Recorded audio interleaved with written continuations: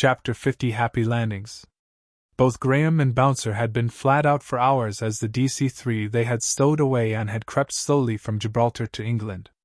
The sun was rising and had just started to blink through a porthole. As the flickering light played on his face, Graham roused. Looking around, he quickly realized they were still on their own and therefore safe. With no satellites to get GPS signals, Graham had calibrated his inertial guidance system before they had left Gibraltar. According to it, they were flying over the west end of London. Now for the bit he hadn't wanted to explain to Bouncer at the time. "You what?" screamed Bouncer.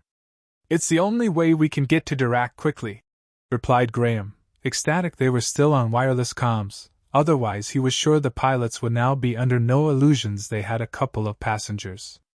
"I don't care, Graham. I'd rather walk 1,000 miles than that.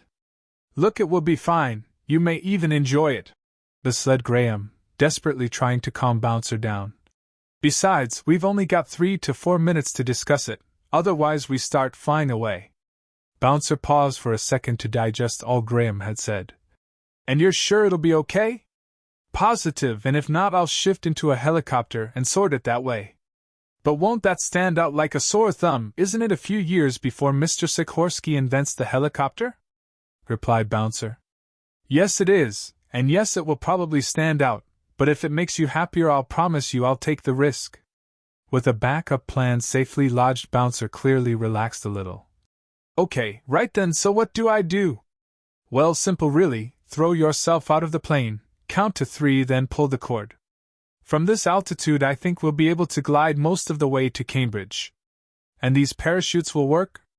"Yes, don't worry, the nanotech has this covered," smiled Graham.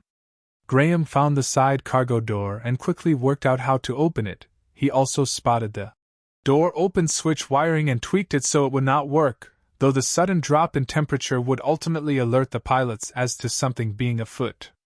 "Okay, on 3 I'll open the door, you jump, then I'll jump, and I'll try and close the door on the way out." "Roger, on 3. Acknowledged Bouncer." 1, 2, 3. Graham opened the door, Bouncer ran out and jumped clear. Graham went out and hung on to the side of the airframe, Tom Cruise style, before pulling the door to and jumping clear himself.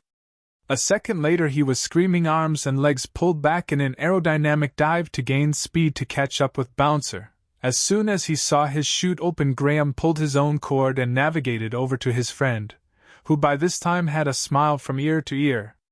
"Graham, this is amazing, I love it." Graham checked his inertial navigation unit before replying. "Excellent, Bouncer, enjoy. We have about 15 minutes of flying time and I reckon we'll be right on target. If we're lucky, we'll catch Dirac before he has any lectures." "Do you know where he is living?" asked Bouncer. "Yeah, according to the records I have on file, he lived near the university." "Right then, race you to Cambridge," shouted Bouncer.